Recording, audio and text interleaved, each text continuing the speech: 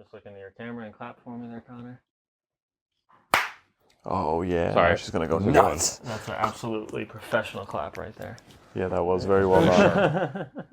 Yeah, usually we Gotta check the acoustics. Yeah.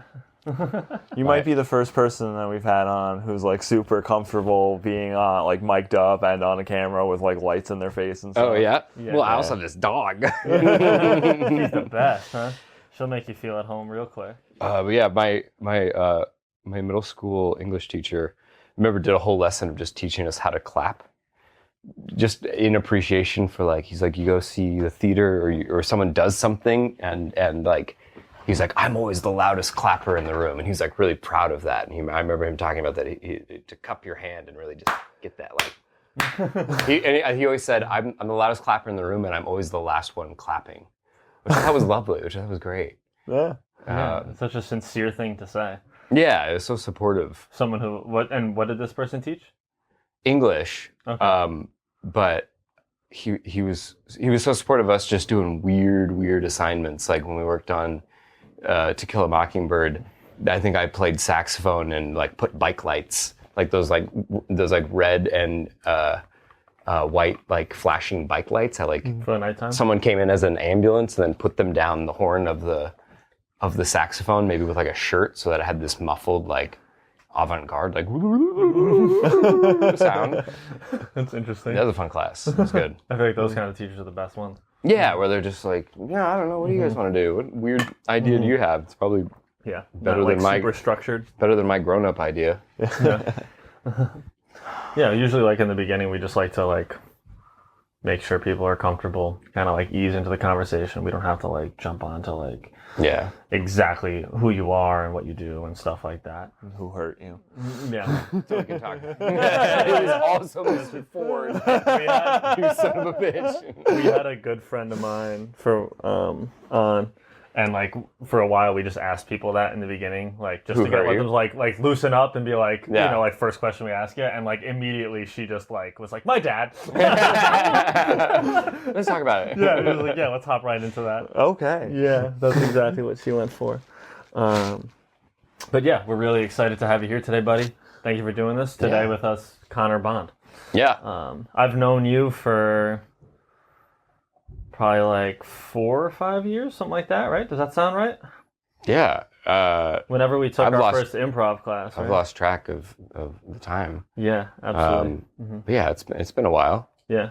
In that acting class. Yeah, we've been in classes together, and I've had the pleasure of you being my teacher as well. Teacher, yeah. Yeah, absolutely. That was a fun experience. For sure. Mm-hmm. Yeah. I'm back to teaching improv in town right now, which has been really fun. Yeah. I've been doing. I think I was telling you this, that I've been doing middle school, teen, and adult improv, which is all very, very different. Mm-hmm.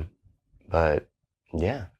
It's been a while. Yeah, it's been a while. Absolutely, man. It's good to reconnect. I saw you at the food hall a little while ago. Yeah, and I was just like, like Connor would be such a great guest for the podcast. Yeah, exactly. Teacher, performer, artist, right? Yeah. Yeah. So with that being said, like, do you just want? I know, like, you're a teacher, and we know that you're an actor and things like that. But do you want to just give us like a little background in terms of like what you do, maybe a little bit of how you got there?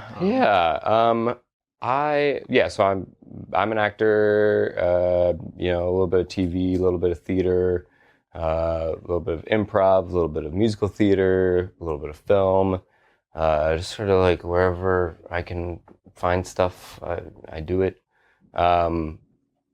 I grew up playing saxophone, so it sort of came from jazz, which I think is where a lot of the improv roots come from, which is neat. Mm-hmm.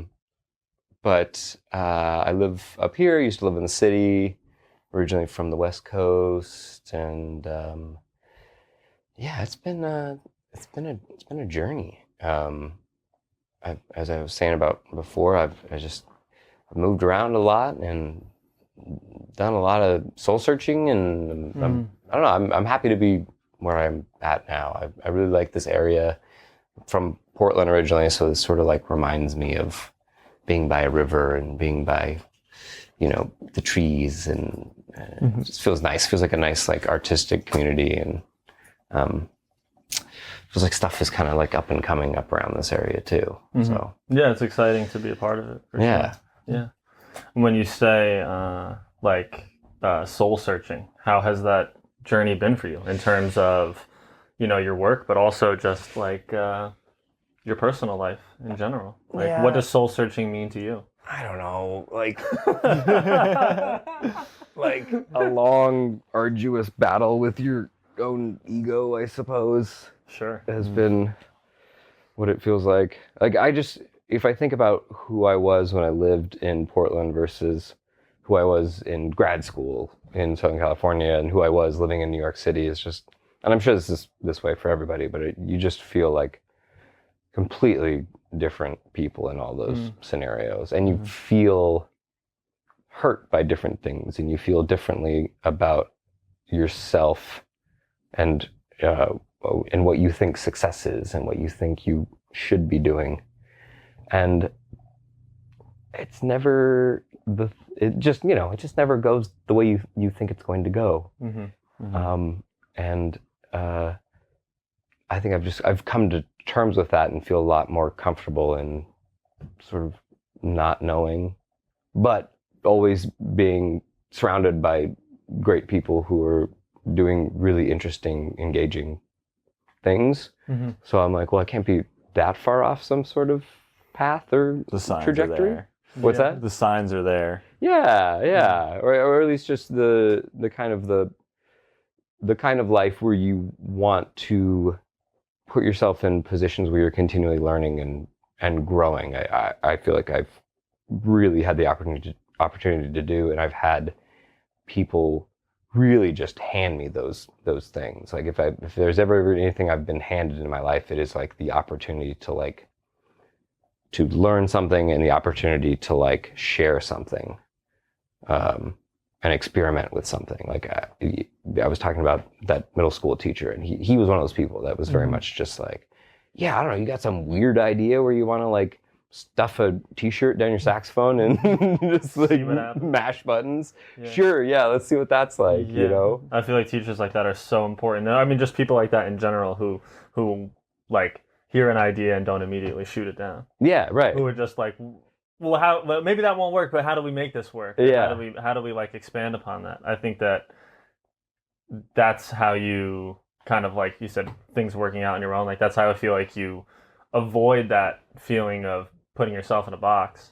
Yeah. Especially when you think of like your middle school English teacher as certainly someone who would put you in a box. Yeah, right. And have this very regulated feel of like, this is how things are supposed to go and this is where you should be by this point. Yeah. And then when somebody can do that at, whatever age that person was at, it makes you feel like, oh, I can be like that as an adult. Yeah. Right. When you see someone with that sort of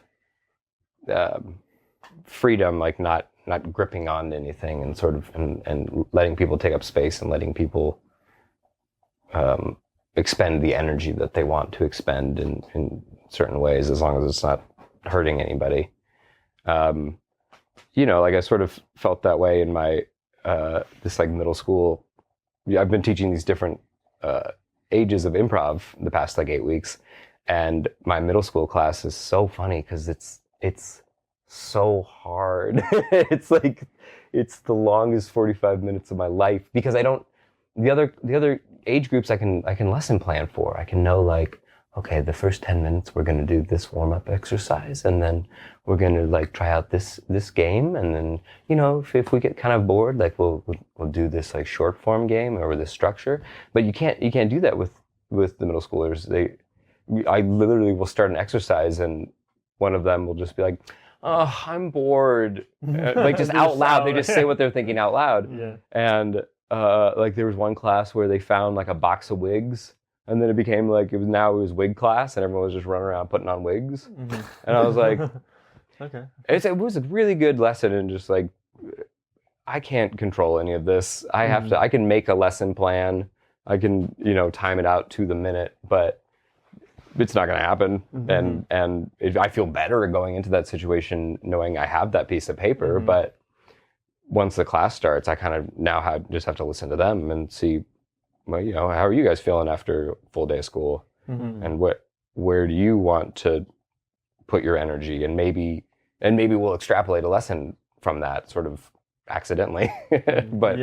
But it's that's kind of what improv is like too, though, right? Is that like you're kind of learning that while teaching it, because you kind of have to teach them to be present. So it's not the thing that's funny isn't the thing that you think is going to be funny, and when you try to make something funny, it isn't funny. Yeah. So you sort of just have to be at the whim of another person, right? You really have to remove that ego part of yourself and go like, oh man, I really, like I have this exercise in my classes that I've been doing that I think is really effective, where we do an improv scene and the students aren't allowed to say the words I or me, which I think is, which is awesome. So that's the perfect example, right? Instead of saying I think this is awesome, I can just say it's an awesome exercise, right? It's a more declarative statement. It sounds more confident. It sounds more just straightforward. And now it's sort of a shared statement that I'm having with the two of you, as opposed to a statement that I'm reserving for me. If I say I think this, well, I'm keeping that statement over here. But if I say it's a really cool exercise, now I've put that out there in the shared space. And so having them do improv scenes, like you do have to do the mental work of avoiding me and I, and it's not perfect, and that's not the point. But what you end up doing is you end up turning on your imagination and looking around, right? Because now I have to talk about the other person. I have to look for you statements. I have to define this other person's character or this other person's personality, or I have to look around and see like what's out there in the invisible void space. Like, oh, this chair.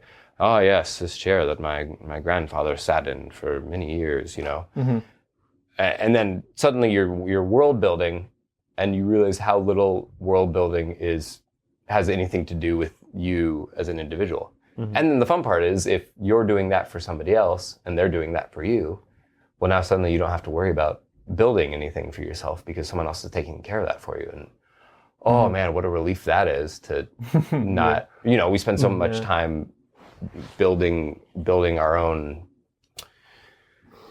psychology or our lives or how we see ourselves on a daily basis that expectations. Expectations for ourselves, that it's like, I find it's such a relieving way to work, to just let go of that need to have yourself be in a certain way. Yeah, that's awesome, man. Yeah, it's been cool. That is. That's what I really like that point of view and thinking about things from that angle and that perspective. What got you into teaching? Because it's one thing to get to do music and acting, and that's opening up in its own way and getting vulnerable, but then to not only be doing it, but then teaching it to other people for them to be able to experience it and do it themselves. How did you get into that? Oh man, I think I hate teaching. I think I do, because like, I think... Let's talk about it. Can we therapy about this? No, because I went to grad school. This is a form of therapy. I guess this is like the ego thing too, because I went to grad school thinking like, oh, this is going to be great. I'm going to like learn all this stuff and I'm going to be an actor. And there was a big focus on teaching where I went to school. And it was... But I always thought like, that's not for me. I'm here for the acting. I'm here to be an actor. And so I probably didn't put as much attention in the like, oh, maybe I should like focus more, on the pedagogy or what I'm doing theoretically to like communicate these ideas. But I remember going through grad school and thinking just like, yeah, maybe I'll teach sort of like on the side. But more and more, I do start to see that like teaching is sort of the thing. It's the only thing that really develops you as an artist, or you as a person who has theories about what you're doing. It's funny because it has the reputation of like, oh, you're not successful if you're teaching, right? Because like those who can't do teach, right? That idea. But it's like, it's it's the best. It's horrifying. It's terrifying. I hate it. Like, I hate when days when I have to like teach. I feel like I'm gonna puke, and and then you do it, and you feel like $1 million, and then you discover all these cool things that then make the thing that you're doing, the performing or whatever, like super easy, and then also take the pressure off that, and suddenly you're not really, you don't care about that part of it anymore. But I got into teaching because I didn't want to. This is the answer of that. I started teaching in New York City, and then I was teaching up here in Beacon, which is how me and JP know each other. Yeah. But no, I mean, the older I get, the more I really enjoy it and feel like I have no idea. It's one of those things, and maybe this is anything in life, that just the more you do something, the less you feel like you have any idea what you're doing. Which is maybe the point. It's just to recess to the like child baby mind where you're just like, I don't know what anything is. Yeah. I feel like I always battle with that, where it's like the what you mentioned being that like, oh, like I love doing this, but like then the day comes to do it and I hate it. Yeah. That like, and then you're wondering like, do I hate this because of the act of doing it or the creative part of it? Or do I hate this because of like the way it makes me feel on the day I'm doing it? Right. Because it's like nerve-wracking or stressful, or you're putting this pressure on yourself. Right. And trying to figure out like, people always talk about like, if you love what you do, you'll never work a day in your life. Bullshit. But then you're just like, yeah, even the things that you love doing kind of come with this,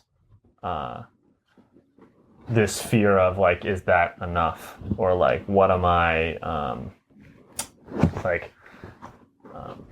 how do I enjoy this and just try to like deal with that part of me that's like, oh, I'm kind of like, I hate this because like I care about it or whatever it might be. Right. And you're like, if I could just not care, I would be so much better at that, which I don't think is true. No, I don't think so either. I think a lot of it is very painful. I think most of life is pretty psychically painful. And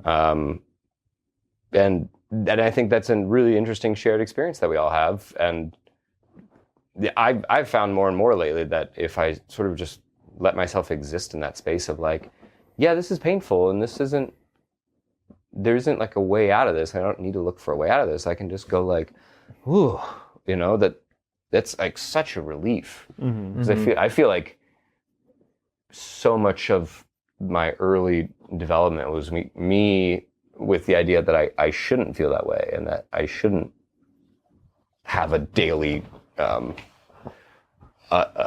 sort of crisis, existential, painful, trying to figure out the meaning of life. I was talking to a friend about this last night, but maybe suffering is a different thing, right? Is suffering more of a choice? Is suffering a choice as a reaction to pain? But another friend of mine was talking too about the concept of like happiness being a relief, right? That this concept of happiness doesn't really exist. It's and this is like, I think Schopenhauer, but it's a relief. It's when you get these little brief moments of relief from pain and from suffering or whatever.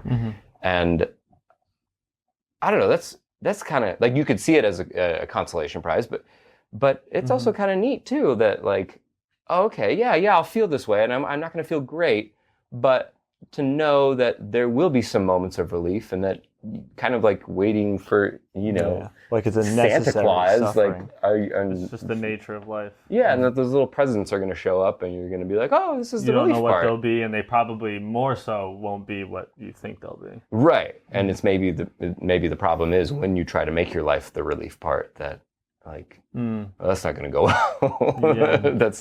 There's going to be a lot of ego that gets involved there. I don't know. I mean, if there's anything we've realized about like what do you guys... hosting this or just like having guests on or something, it's just that like nobody has the answers. Yeah. You can learn stuff, you can, like, but as you said, like you're teaching stuff, but you're still learning at the same time. Yeah. And I think that can be a trap, because then it becomes like, if you think you're done learning, that's where you find yourself in the most trouble. Where now all of a sudden, like, oh, I have, like, and I know that you don't feel this way, or that most actors don't, but it's like, oh, I know all there is to know about acting. It's like you're in fucking trouble now. Oh man, because you're not willing to like work on your craft or whatever it might be, whether you're 25 or you're 80. Yeah. And I think that ties into what we're talking about with it. That it's just like the joy isn't like having like finally completed the task. The joy is in that like there's always something after it. And in the case of learning, like even when you like so-called think that you figured it out, there's more for you to learn. And what it might be for you to learn is that you just don't have it all figured out. Right. And I think there's joy in just laughing at like the younger versions of ourselves, that you're just like, that idiot, they had no idea what he was talking about. I laugh at myself like 2 hours ago. Dude. Yeah, like, right. Like that's really what I'm like, that was fucking stupid. Yeah. I mean, how did I think that way 2 hours ago? There seems to be these constant new systems that you have to discover.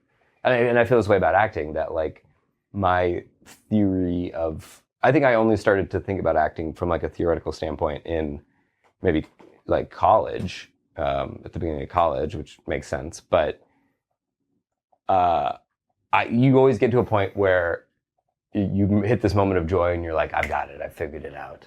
This is my theory. This is my thing. You read a book and you're like, oh, okay, this is it. I figured it out. Or my mantra. Yeah, this is my mantra. Right.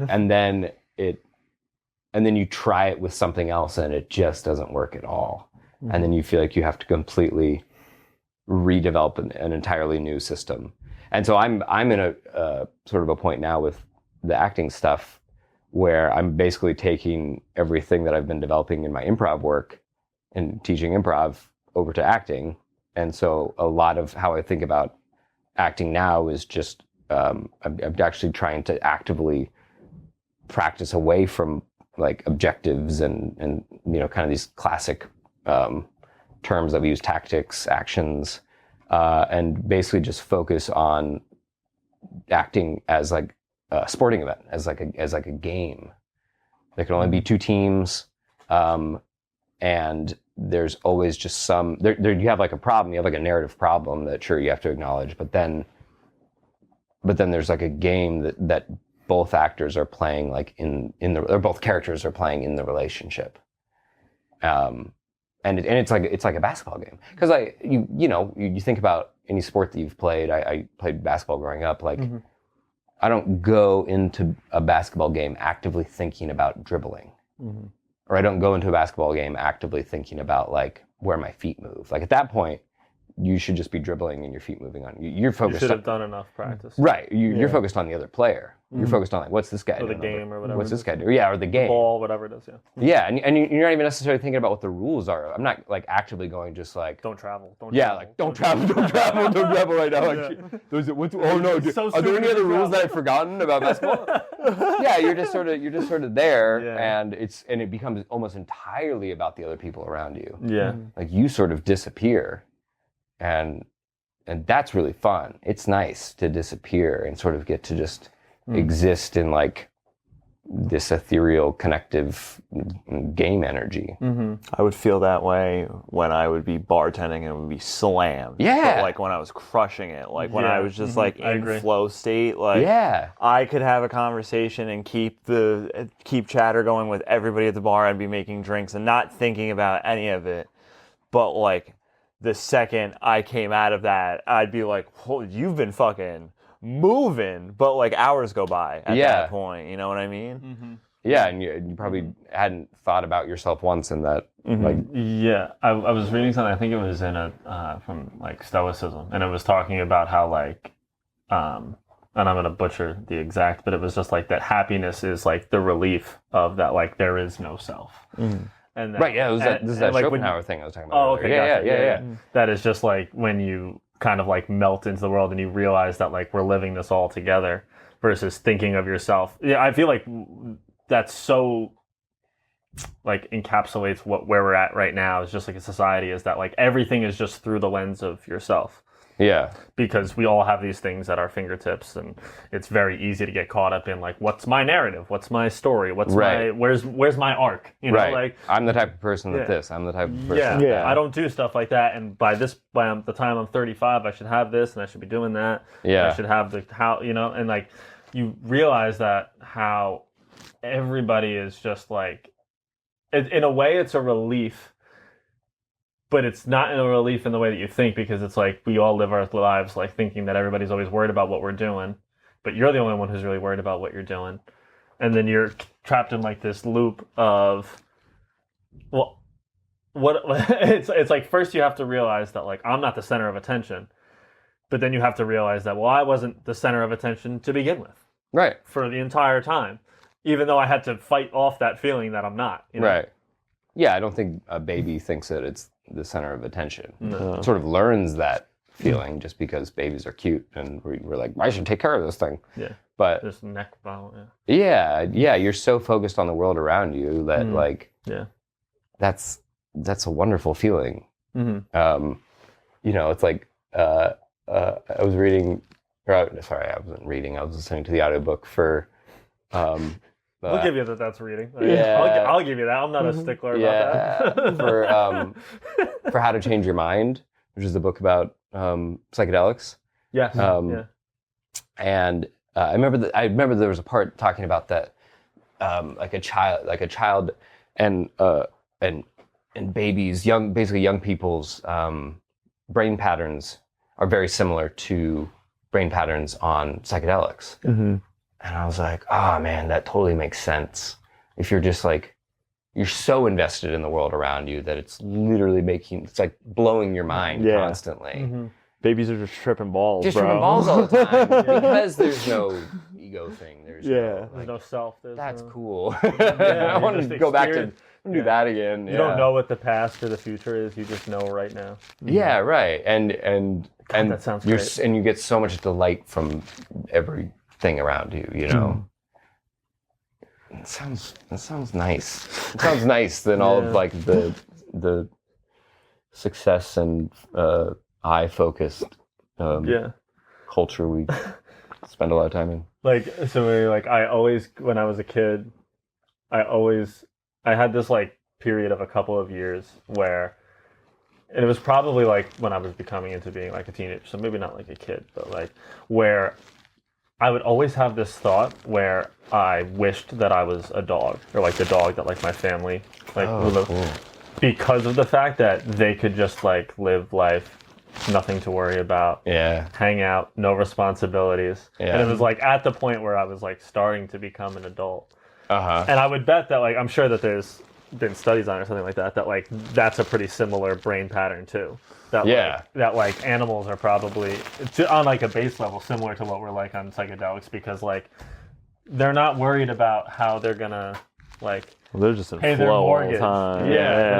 They're not worried about like whatever it is that we worry about these days. They're just thinking about like, what do I have to do right now? What's happening right now? Is my child safe? Do I have food tonight? Okay. Yeah. And thinking about it from that, I was just like, does that ever go away? Of that, you're just like, oh, like I think it's the feeling of like being content. Mm-hmm. That like, when you're the same deal when you're a baby, or if you're a pet or whatever it is, that you're just like, I'm okay with being like right here, right now, and that's enough. Yeah. And I don't have to like beat myself up about what's happened in the past, and I also don't have to worry about how I'm going to make money or how I'm going to fall in love later on in life or whatever it is. Yeah, right. Because there's no way that I can predict that or, be concerned about that now. Mm. Yeah. Yeah, it seems like it all, and maybe contentment, maybe it's even more that is like connection, like I had a friend recently who was talking about a friend who had passed, and he'd said this beautiful thing about basically that, at the end of our lives, we cannot we can't really, when we're on like our deathbed or you know, say you're old, say you're sick, you're at a point where you can't really achieve anything. There's nothing left for you to do, right?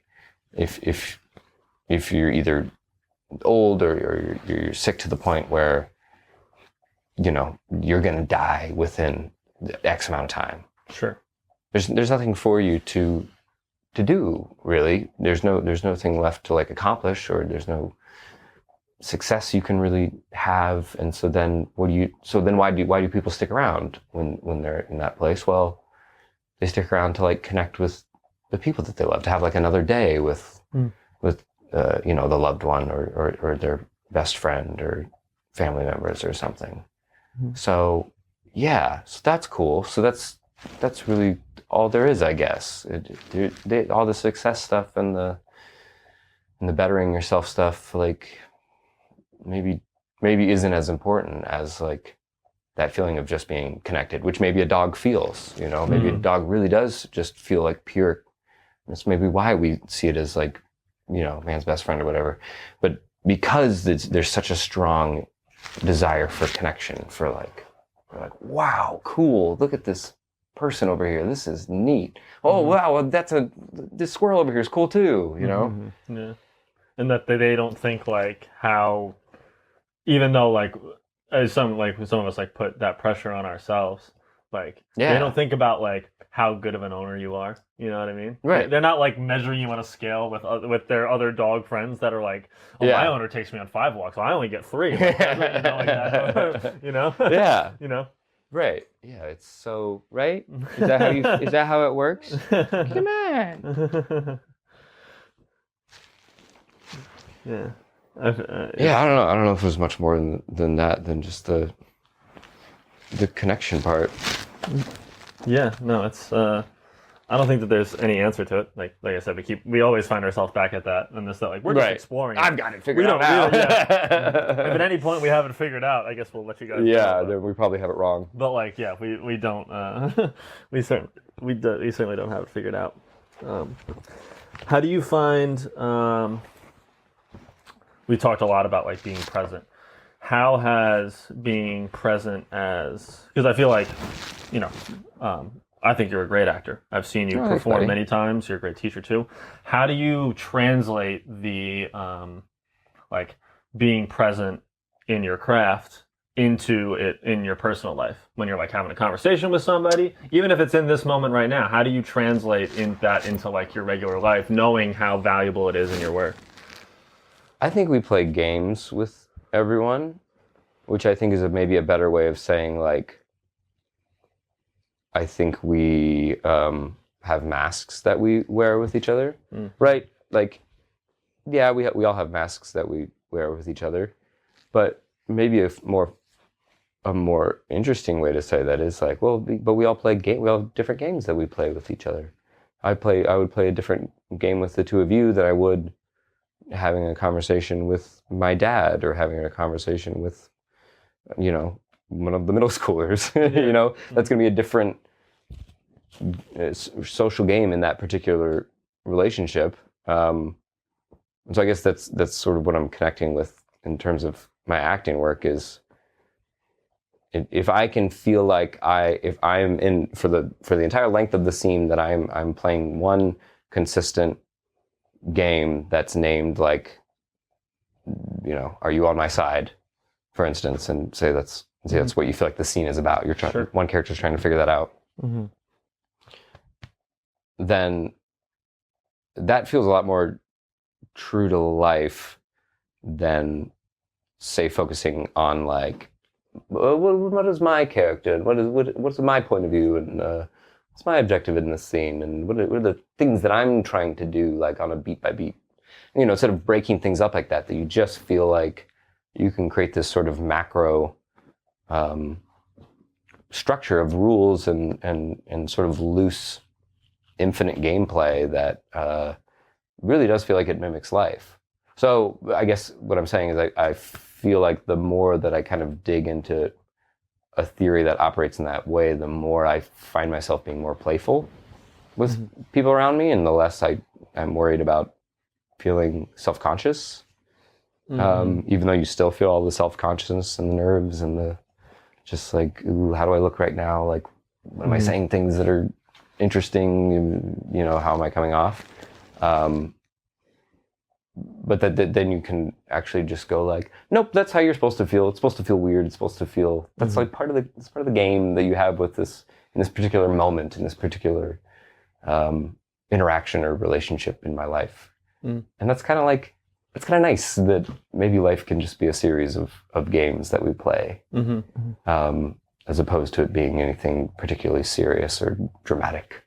You know, and it isn't to say that it isn't meaningful or that it isn't profound or engaging, or that you shouldn't be taken seriously. You can play very serious games, you know. But it definitely makes me feel more connected. I guess if we go back to this idea of like connection, that I'm becoming more and more interested with just like, how do I get really curious about like people in the world around me, and spend less time worrying about myself. Yeah. You talked about ego quite a few times, and I think like particularly for me, like I was definitely very ego-driven till very recently, maybe till like 2 years ago, probably, like right before I got sober. I became aware that there was something else like leading me, you know what I mean? Yeah. Like, because I had bartended my entire life, and I finally won Best Bartender, something I had been striving for years, and I thought that like after I won that, maybe my career would like just take off, and like I'd be opening restaurants instead of helping people opening restaurants, you know what I mean? Yeah. And I think I read The Untethered Soul, and I think that kind of cracked it open, because I was able to identify with what they were talking about how there's the two voices in your head, and like there's what I'm thinking I want to do, and then there's that ego that's like in there that gives you, I don't know, sometimes it's just at the wheel. And you were talking about the masks too, and how we have the different masks for people, and I always think of that as the ego's way of identifying conversations and trying to protect you. Yeah. What it got you into that? Like, when did you have that realization that like that everybody has an ego part of them, and like trying to be more about everything going on than just what's about me? I think it was, I don't know, it still feels, all these things always feel so recent, because you feel like you're, again, like, oh, I think I finally just figured it out. And then you kind of, you know, and then a year later you're like, oh no, I had no idea what a fool I was, you know. But, which isn't necessarily true, but I don't know, I just think maybe it's the acknowledgement of just, sometimes you don't feel good. Sometimes life just feels painful. And that's actually a kind of a cool, like, shared thing that we all experience that we don't really talk about that much. We talk a lot about being positive. We talk a lot about being optimistic, and I don't feel like we spend a lot of time acknowledging feeling bad on a day-to-day basis, even when you're just sort of alone. You know?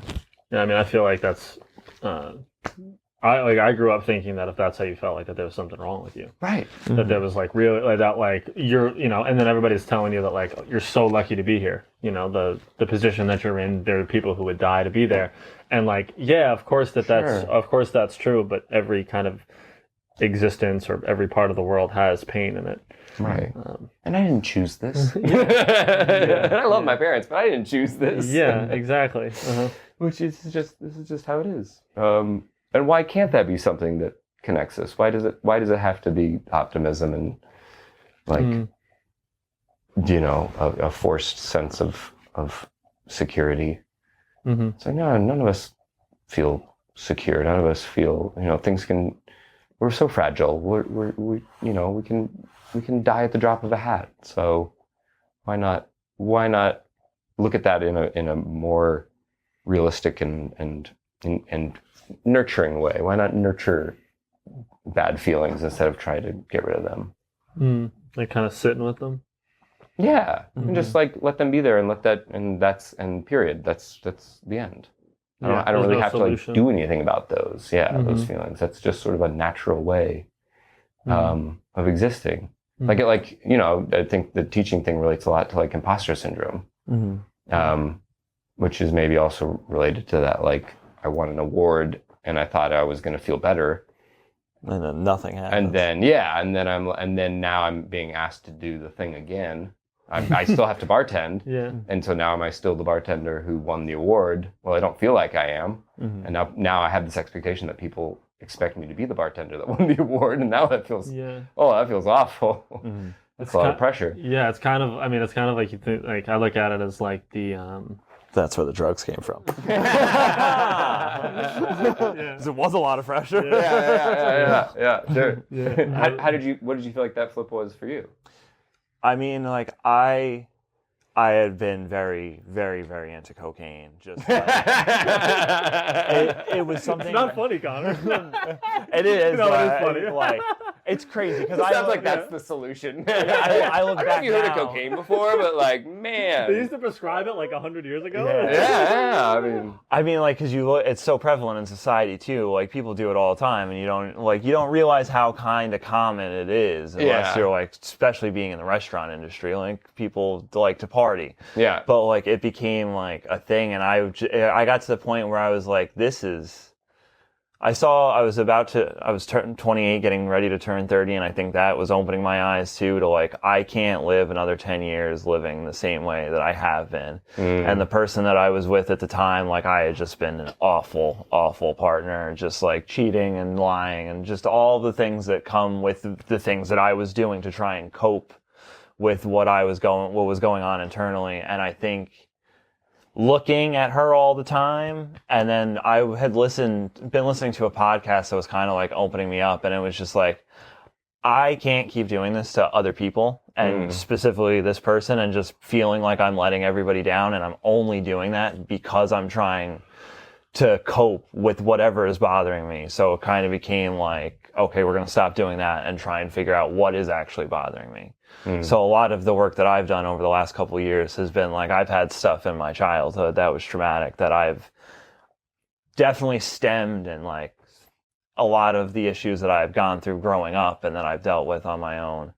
So like my moment was kind of just like being like, I need to I can't live the next 10 years the same way I lived my 20s. And I want to, instead of hiding from whatever is the actual issue, and like, I just want to go in and solve it so that I can just be content and not be worried about like living, like how do I look and how do I appear to everyone all of the time. And just being content with this is how I showed up today, take it or leave it. Right. And that can be enough. It can be okay to not be okay, and that doesn't necessarily mean that you have to like do anything about it, because there is no point that you're going to get to where it's now I'm good and I've solved all the problems, you know. And if you get there, then you're probably a sociopath or evil, right? You don't think about it. You know that you're probably hurting someone that you don't realize that you're hurting. But that's lovely. I really like that. I totally hear what you're saying. And so do you feel like, how do you feel like do you interact with the world differently now with sort of that point of view? That's a great question. I realize now that a lot of the suffering that I thought I was feeling from the outside world was suffering that was going on in here, because I never took the time to go through what had happened to me, how I handled it, how that made me portray myself, and the narrative that I told myself for the rest of my life from those moments. So like, now I can sit back and be like, it's kind of like what you were talking about. It's just like, everybody's having their own thing, and like, why does it have to be so like I driven? Just sit back and be like, this is the ride that I'm on today, and like, I'm gonna do what I have to do that I know I'm supposed to be doing for me, like, but I'm not gonna interact with people like they're in my way anymore, like that I have to get something from this interaction. Like I can just be like there, and like if I run into you in the street and a conversation happens that was supposed to happen, like there are no coincidences, like everything turns out the way it's supposed to. So I mean, like that's a different thing that way I look at life now. Like I wouldn't have looked at that life like that 5 years ago. I would have been like, this only happens because I make it happen for me, and like if I don't do this for myself, then it's never gonna happen. And like, I mean, I feel like some of that's still true. Like you do have to do your part, but I'm very much more open to like, I know that if I'm not killing anybody, if I'm not hurting anybody, if I'm being kind and I'm being compassionate, that like life is going to do the same thing right back to me. Yeah. Right. Yeah. Yeah. I might even see it from an opposite way, which is funny. Mm-hmm. I might see it from the perspective of that life is only coincidences. Yeah. Which may be the same thing, right? Mm-hmm. Like I'm taking an acting class right now where we've been focused on the question of like what makes you come alive, and I sort of hate that question. It's a hard one. Yeah. I hate that question. And it's exciting in theory. Well, the question the question that's more activating for me, I guess, is like, what brings you relief from your pain and suffering? Mm-hmm. It's just a more comforting question. If I can just, like, there's a relief in my mind that if I go to myself like, no, everything is a coincidence and nothing really means anything, I'm sort of like, oh, thank God, I don't really have to worry. Like that's the happiness. The happiness. Yeah, that's the happiness. The happiness is the happiness is like the absence of something. Yeah, it's not like the addition. Of right. something. You just kind of feel like the universe is leaving you alone. Yeah. Just like, God, for me. But that, and that may be the same feeling. That may be just sort of like a reverse it's the same, engineer but of the same thing, like you're experiencing. Like I trust that the universe is doing what it's got to do for me, which is me just hands off allowing, which is kind of what you're talking about, but just from the different perspective of like, it's gonna happen. If it happens, it was supposed to happen. Right. Yeah. And I'm just sort of I'm like the planet Earth, just like floating around in an empty void, and that's cool. Yeah. Mm-hmm. And that's kind of cool to try to figure out how to just be like okay with that. I don't know. Maybe that makes me cynical, but it feels like it's part of like the game thing that I was talking about. That it just sort of makes me smile to be like, yeah, maybe it is all kind of just whatever in a way, and that's kind of nice. And it's kind of nice that I'm experiencing this kind of meaningless whatever with all these wonderful people around me. Like, that's cool. Yeah, I think that there's like you mentioned relief a couple times. Like, I think that there's a relief in realizing that like you have everything you need and that like you actually have to get rid of stuff. Yeah. Like, and whether that's like your intrusive thoughts or it's something else, but yeah, the relief that's like you already have it. You just need to let go of how you're looking at those things versus that like, oh, I need to add on these things, whether it's like emotional things or physical things. Or I need to fix something. Or an accomplishment. I need to figure whatever. out how broken I am or something. Yeah. As opposed that's to something I struggle being with all just the time. like, no, maybe I just like we're all broken and that's cool. That's just kind of like, that's cool. But again, I could also see how someone could see the opposite way of thinking. And then maybe how what makes you come alive and what brings you relief from your suffering then are sort of the same question. Yeah. It's just how you play the game or whatever. It's just what the point of view is. But I do feel cynical a lot. I do feel like, and I feel like a big part of that was me being like, hey, maybe that's okay. Maybe I don't have to feel like I have to like change myself to have some sense of normalcy with the world around me. Yeah, but I also don't think that like the way that you're looking at cynical is like necessarily cynical. I think it's just cynical comparatively to like how people try to portray that like this is what happiness is. Sure, yeah. That, right, like, that I feel like. Yeah, it's not what's wrong with me? It sounds so depressing to people, but it's not. It's right. It's just like you're just I don't mean like, it not to be. recognizing that like this is reality. Right. And that like even though that I think that there is a certain amount of like if you're looking for good things, you find them, right? Yeah. But it's also just like sometimes bad things find you when you're not looking for them, right? Right. And that is or when you're looking for good things, yeah, unfortunately. exactly. And that it's like it's all there for a reason, but then I think you get trapped into thinking that, oh, because this bad thing happened to me, it happened for a reason, and then you can go down a rabbit hole of like, what did I do to deserve this? Right. And then like, is the thing really bad? Is it leading me towards the thing that's good? Right. Or was this a good lesson? And there is no like good that comes from it other than what I come out of it as. Yeah. I think it's often a relief to me to just go like, I don't know if there's a path. I don't know if things are meant to be in any certain way. Thank whoever, like that's awesome. Maybe that's kind of nice that I can just like stop putting my brain in that headspace. Sorry. But just again, in terms of if we're talking about like what has been like revolutionary in my thinking, I really do feel like that has brought me a lot of joy and ability to just sort of sit with not feeling great all the time. What is that like for you as an actor when you aren't feeling that great, but you have to show up and play a character that's fucking ecstatic? Well, I know Meryl Streep has her like I get to rule where like, oh, I show up and I'm tonight I have to play the jilted lover who gets their heart broken. I don't feel like that. I don't want to do that tonight. And then she has the I get to rule, which is I get to play the jilted lover who gets their heart broken. I get to do that tonight.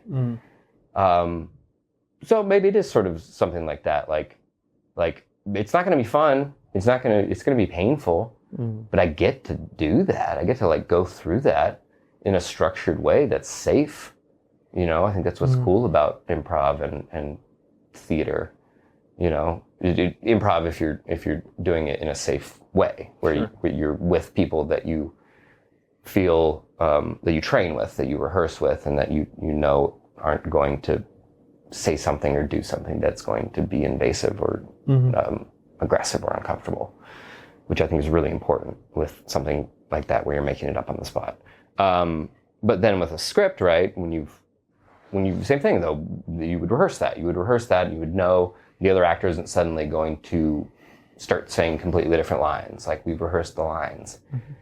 And so that could get old. That could get like, especially if say you're doing a Broadway play and you're doing 8 shows a week. But I'm sort of realizing now like there is something to that I get to adjustment and it is just that I get to experience this thing that, and I guess what I'm realizing right now as I'm saying this, I was about to disagree with Meryl Streep, but now I'm going to agree with her because I'm sort of seeing that almost what she's saying is that I get to feel this particular type of pain in a connected, playful, safe way, and that's cool. And it doesn't mean I'm trying to make it a positive thing, because it's not. I'm going to go through this, but I can treat it as a game. I can get my heart broken and treat it as a game, because I think that's kind of what we do in life. So often when something happens to me that sucks, I'm like, oh man, that's funny, right? Yeah, but don't we do that? It's just like it's a game, right? You got me again, life. Yeah, right? And again, that's not to say that it isn't profound or important. Yeah, but that games can be profound. Games can be important, and playing a game with someone is like some, you think back of times when you're really connected with someone, like playing a game of chess with my dad, I think about something like that, or, people, I think that's why people gravitate towards sports so much. Because sports are so structured. It's a finite game. It's not an infinite game, like say, the performing arts is. I think performing arts, a play, you can never truly discover that. There's no winner and loser. There's no winner or loser, right? Yeah. It's an infinite game. Sports are a finite game, but they are a game, and they're structured, really structured, safe way to connect with someone else. And I think, I don't know if a lot of I'm not a particular sports fan, but I do love that idea. And I've always been fascinated by that idea in sports because I didn't grow up with sports.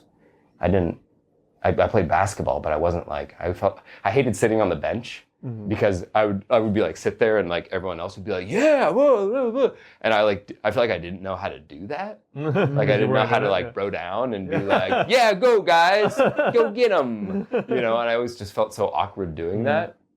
So I never really had that relationship, but I always loved that idea that you'd have that like kind of camaraderie and you'd have that almost like psychic joy that you would share together, like you would see something all happen at the same time and we'd all go, yeah.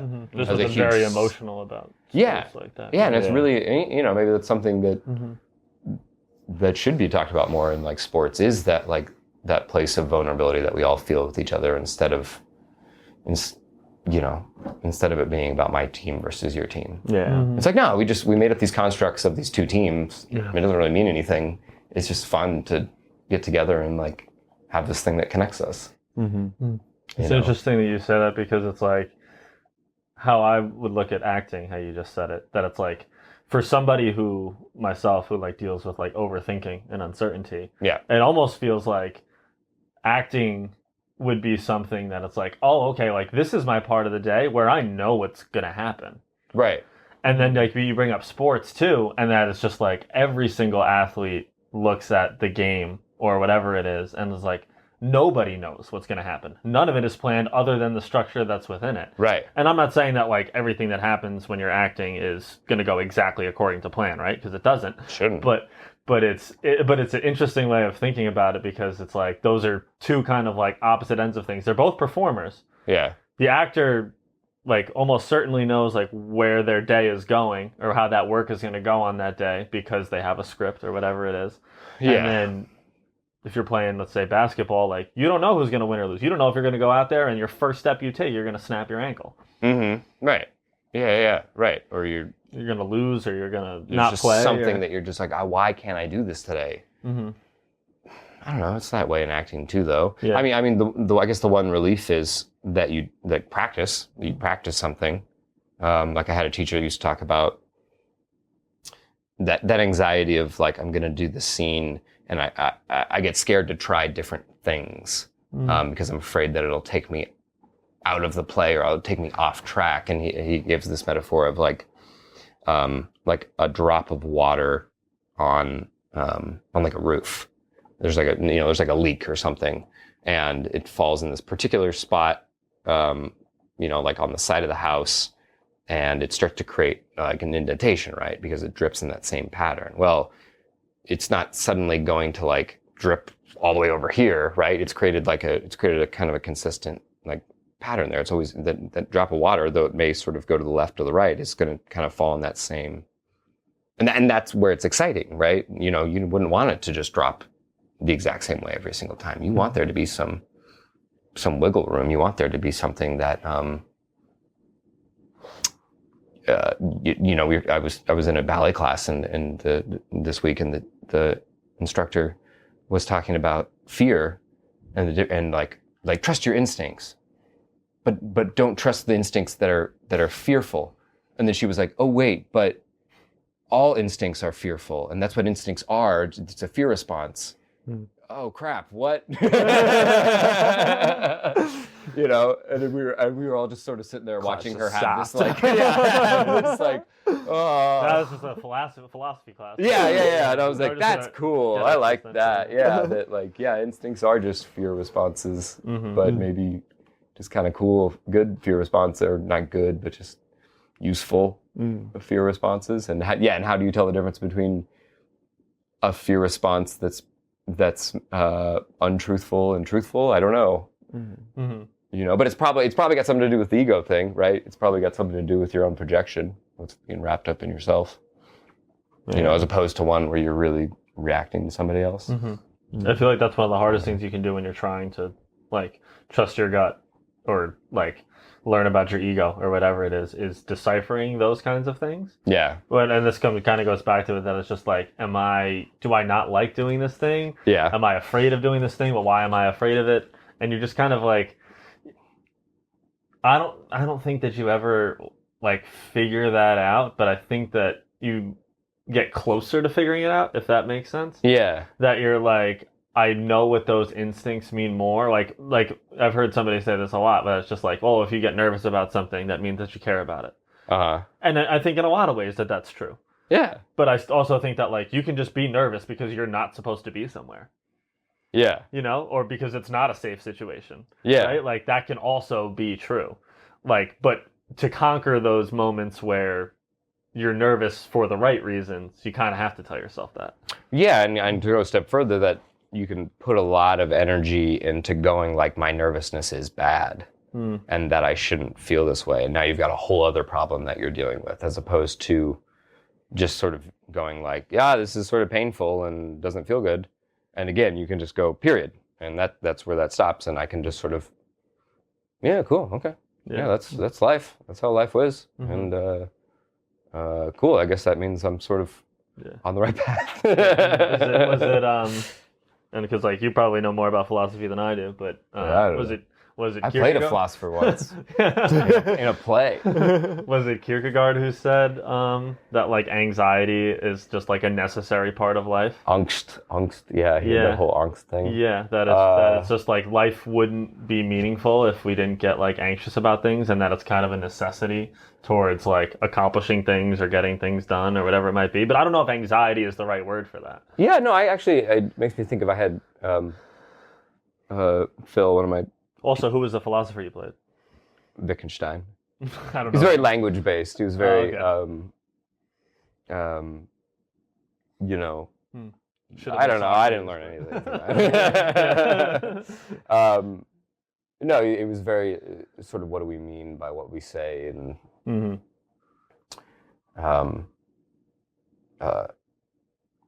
that you can't really say what you mean. It's sort of impossible. We can't really contextualize this existential feeling we have in language, like what cannot, you know, what cannot be said should be, you know, that just like or that like what you're speaking, by the time it makes it out of your mouth doesn't make sense anyway. Or... Yeah, like you had this great idea and then you write it down in your notes app on your phone and you read it later and you're like, what? I don't know. Yeah. You know, and that's just sort of, and that's life, and that's sort of like the funny little cycle or game that we play with each other. Wait, what were we going back to? What were you saying? That no, I was just saying, like, what do you think about how the Keirkegaard thing? The anxiety. Yeah, like anxiety is like a necessary part of. Yeah, I mean, I definitely think that anxiety can be useful. You know, like that you feel like I remember a teacher in grad school talking about like there is a sort of a usefulness to anxiety, which is that you can listen to it in terms of, oh, I need to not procrastinate on this thing, or I need to get to this place on time, you know. And again, I think it's the creating a narrative around it is where we start to like get into trouble. Same thing with like being nervous about something. When I start to create a narrative around that thing, that's when now it becomes a problem, as opposed to just something that I can just sort of live in. Like, I'm nervous right now, or I'm anxious about doing this, and it's like, okay, cool, yeah, that's part of life, cool. Yeah. You know, and trying to just enjoy sitting in that, trying to enjoy, which sounds weird, right? Like trying to enjoy bad feelings, trying to enjoy negative feelings, maybe. Yeah, and that like the part of that the hard part about anxiety is not that thing itself. It's kind of like how we beat ourselves up about it. Yeah, after right. the fact Not or during the fact. Or... Right, creating like a narrative around it. Yeah, exactly. Which, going back to improv. He's improvising right now. Yeah. Well, I do think there's this funny relationship in improv between narrative and game playing, and they're actually two completely different things. And that, you know, maybe we could think about this in terms of life. The game playing is the like, ooh, I feel my reactions are a byproduct to my surroundings, so I'm having anxiety about a thing. That's sort of a fun game I'm having by being connected with the world and being connected with situations I'm putting myself in. But then I might get into trouble if I focus too much on the narrative, which this happens in improv. If I focus too much on like, how do I think the story should go, suddenly it's not fun anymore and I'm not connecting with anybody. And now it sucks. And now I'm like trying to tell this really boring story that I saw in a bad Hollywood movie once, as opposed to like focusing on just sort of like, what's this kind of fun thing that's happening in front of me? Oh, it wasn't the thing that I was thinking I started with.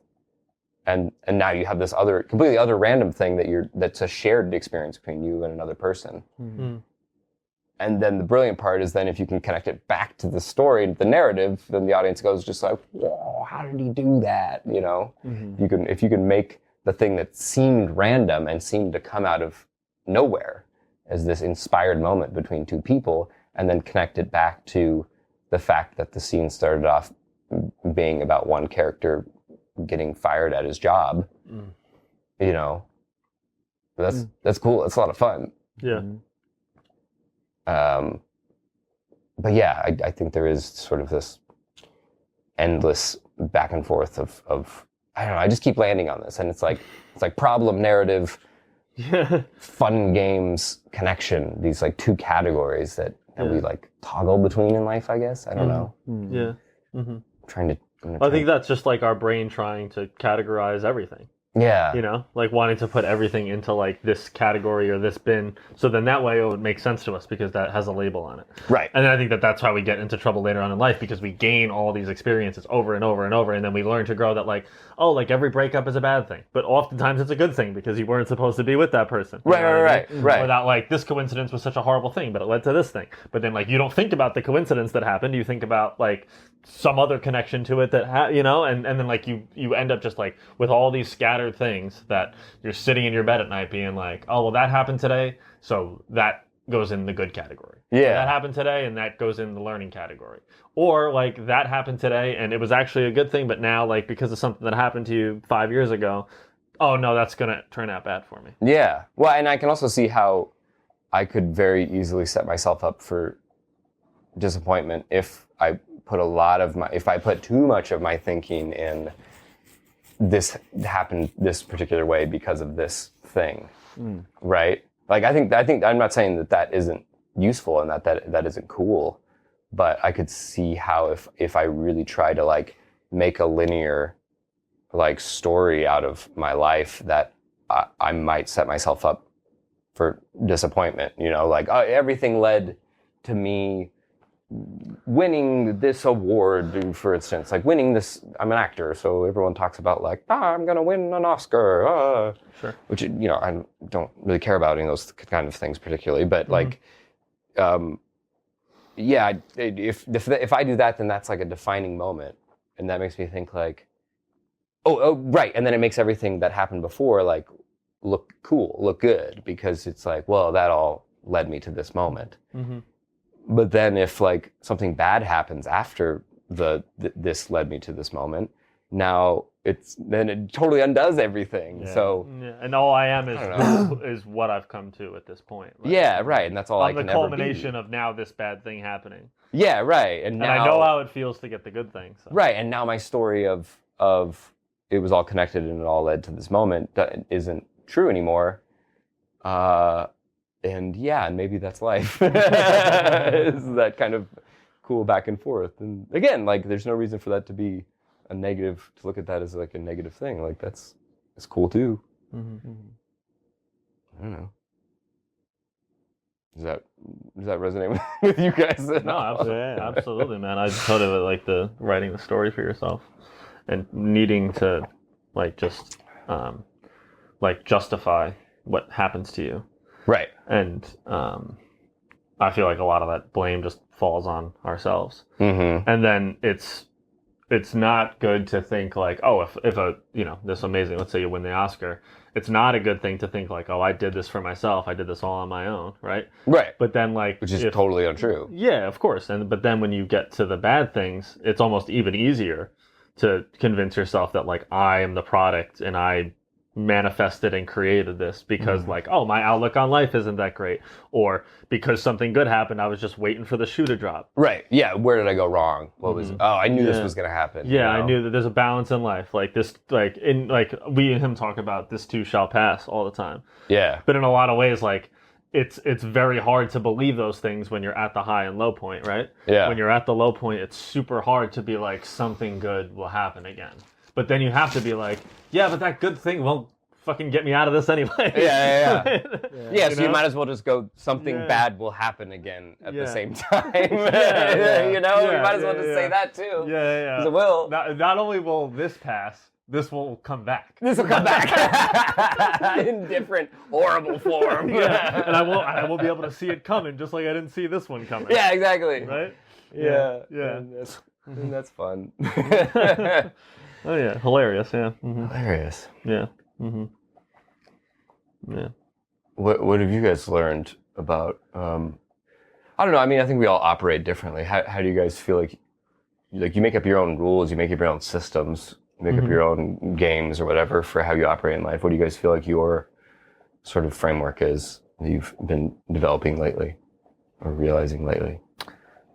You go first. I got to think about that. Yeah. I mean, I was gonna say like you go first, but I feel like I have a very hard time with understanding that, like, my journey or my path or whatever it is that I'm doing is going to look different than everybody else's. And that, like, despite the fact of knowing that, like, you're a unique individual, I've always felt like, like you hear about these people who are like, yeah, no, they just had to like blaze their own trail and like do something new, and like that's amazing to me, like, because like I have such a hard time thinking that way, because like you're always like like I've made the example to him before of like you're looking on Reddit for like the exact person who's going through, whether it's a small or a big problem. Yeah. Oh, I do that too. Yeah. Like, oh, okay. Like this is exactly what. So now this makes sense to me because I'm not crazy because somebody else has been through this before. But then you realize that that's just like a little part of all of life. And then I think for me it's that, but then it's also understanding that what I have a very hard time understanding that like what I'm going through is like unique and that's interesting to other people. And that it's that, and thinking that like, oh, well, the interesting thing that happened to me would probably be boring to everybody else. Right.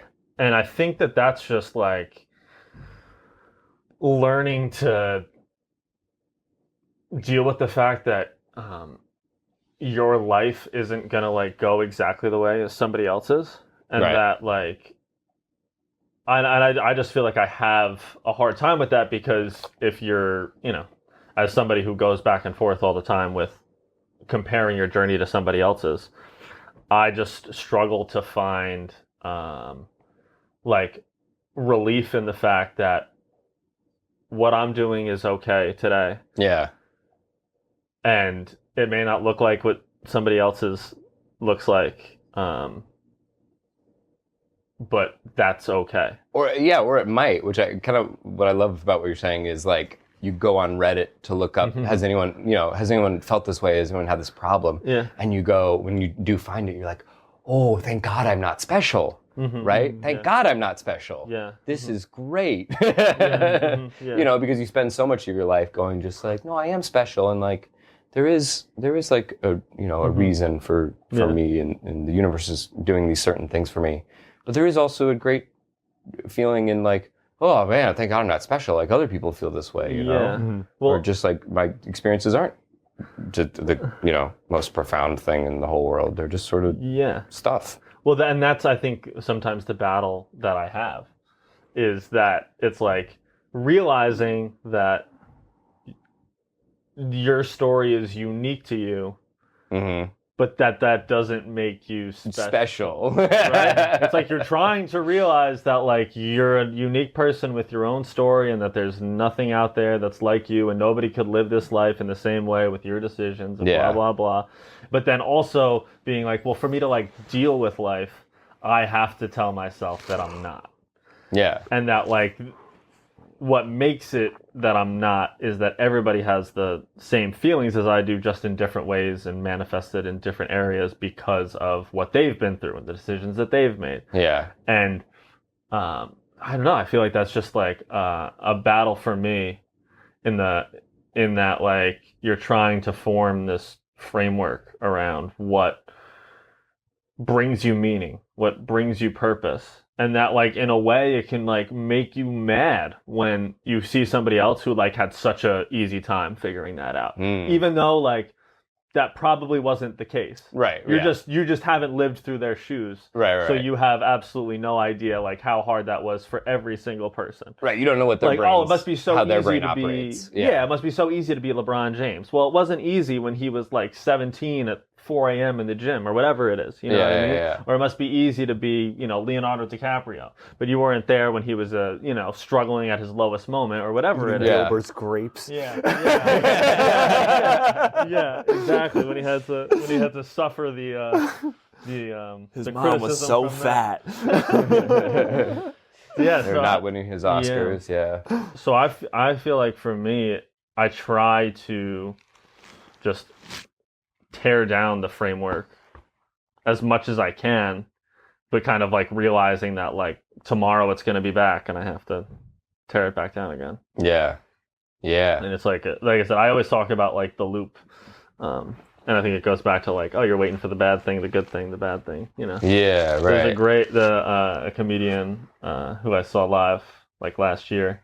And he was talking about how depression makes him feel, and he was like, I don't know if you guys, he's like around our age, so like he was saying that like I must have been like the only person who, when like the first plane went into the first tower, like like this ain't the end of it, the other shoe is gonna drop, you know what I mean? Just thinking that, just like, no, this isn't even though this is like the worst, craziest, terrible thing that's happened before, like I know this can get worse. Yeah, I know, you know what I mean? And sometimes like I feel that way. That you're just like, and I think that can be applied in the same way to something good happening, and then you're just waiting for the bad to weigh it down. Right. Yeah, and I think that also speaks to like there can also be nothing wrong with. It's also possible that there is nothing wrong with depression. There is something useful about it. That there is something that is very human and that again that we can relish about it, because we're not going to get rid of it. We've already all learned that, and yet it seems like we operate in a society where we believe that you'll be able to do that, and it's just like I don't think anybody's ever.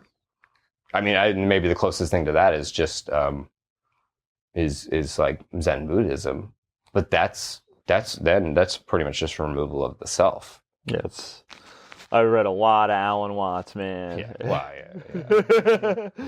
I've listened to. I haven't read. Going back to my not reading or listening to audiobooks. I've listened to a lot of his spiels. It's like someone's been watching The White Lotus, Yeah.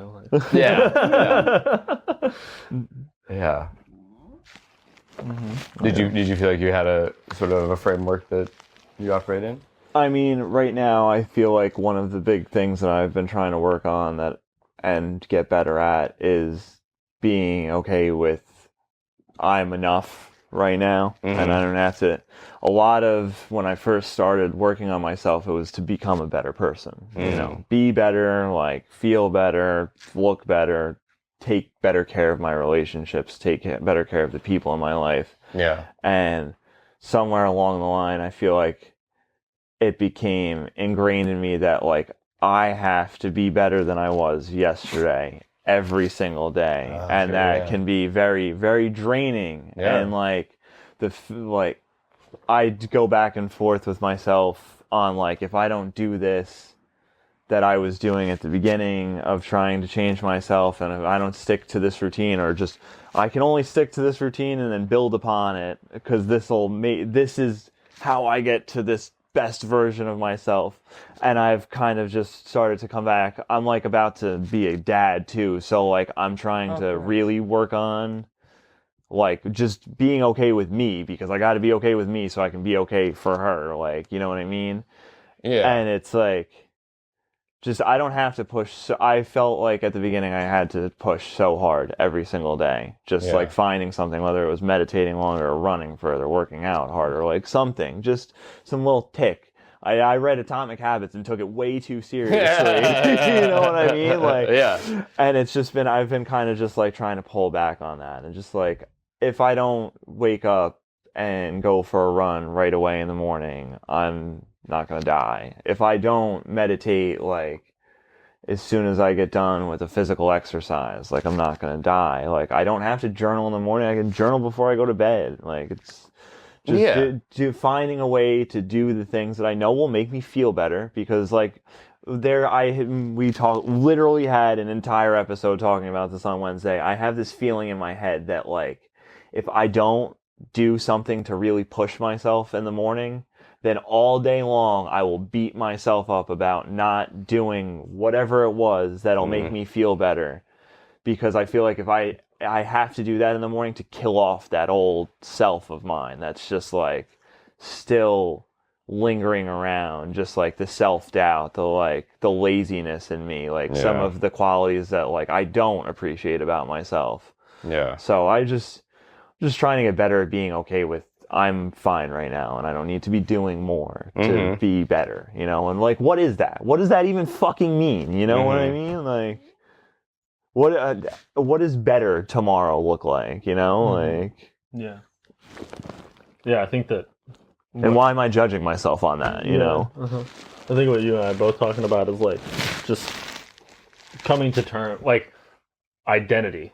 And that, like, I am this person, and I am this, and it's like, and it's changing from. Yeah, I'm like, if I don't run today, then the guy that I was that ran all of those days, he's gone. Like, nobody's gonna know me for that. Yeah, and being more comfortable with like I'm the type of person that does X, Y, and Z versus being like I am only this thing. Like, I'm not just an actor. Like, some days I'm not, you know what I mean? Or some days I'm not a podcast host. Or some days I'm not a videographer. Or some days I'm not a real estate agent. Whatever your thing might be. And that you can be that thing again tomorrow. Like, you know, the great thing that, like, you can be a different person 5 minutes from now. But at the same time, you don't have to get trapped into these... You don't have to get trapped into these, like, identity... like categories that are like I run every single day, or like I you know, whatever it might be. That I'm someone that doesn't feel bad about themselves. Sure. I think that's exactly that's right. Exactly. I'm the same. That's kind of what I wake up to do every morning. Like, I got to make sure that I don't feel bad about myself today. And then it's like, oh, I had that thought too late. And now I'm fucked, and I got to walk around the rest of the day knowing that I failed. Right. As opposed to just taking 5 minutes and feeling bad about yourself, and then going like, "Hey, that's cool." Yeah, and period. And that can be all that is. It doesn't have to do or mean anything. And then maybe if I go to the gym, I'll feel a little bit better. Or maybe if I go and teach the class, but like then I think this is like the way you come back to might just be one of the bad days. And I know these are coming, you know? Yeah, exactly. Yeah, I don't know. I sort of worry sometimes about the whole, like, I know the universe is looking out for me. I sort of worry that that's maybe the most self-absorbed point of view to have in the world. Yeah. Which isn't necessarily a fair thing to say, because I know that I'm probably saying the same thing by not wanting to say that. Right? In the same way I'm talking about... It's all paradoxical. Yeah. What makes you feel alive, what brings you relief in the summer. You can't say exactly what you mean because it kind of contradicts itself back. So I'm sorry, anybody that... Where does the cat start, as Alan Watts likes to say? Yeah, right. Yeah, I know. Alan Watts really does seem like he doesn't give a shit. Yeah, right? I think it was probably the alcohol. He was, like, hammered all the time. Yeah. People leave that out. Yeah. Like, there's... I think you make a really good point, though, by saying that, like, something can be, like, very self-absorbed, but also be, like, very selfless at the same time. Yeah. Depending on what you're looking at. That, like... Yeah, like, I hope the universe isn't looking out for me. I hope it's looking out for someone else. Yeah. I hope someone else is being, like... I hope... Why me? I don't need to be the center of anything. But then also I think that we have, like, these thought traps that can be... Like, oh, the universe has everything planned for me, but then, like, do you still think that when the person who didn't deserve the promotion gets it over you? Right. then does the, you know what I mean? Then does the universe have what you're looking out for? Or like when something tragic happens to you, do you still have that point of view? Right. And like, I understand that there are people who are very evolved and do think that way, but I think for the majority of us, it's still hard to convince yourself in that moment when something isn't going the way you want it to, or something doesn't seem fair, or you feel like you don't deserve something, to be like, oh, this is all part of the plan. Right. Right? Like, even though it is, right? Even though that's just kind of like the way things are turning out, and it's out of your control, and maybe somebody else made a decision that, and that's where I think you can get tricky, where it's like, do I trust myself in this scenario? Do I trust the universe to work this out? Like, because you can't be completely like you can't hands off of your life, right? Right. You can't be completely like removed from, I'm not going to make any decisions. I'm like, every opportunity is just going to come to me. Yeah. But you also can't think that like, I'm going to make every single thing happen for me. Right. Because eventually you're going to run into something that's out of your control. Yeah. Or something's going to take you off of that path, or you're going to realize that maybe this isn't what destiny has in store for me. Yeah.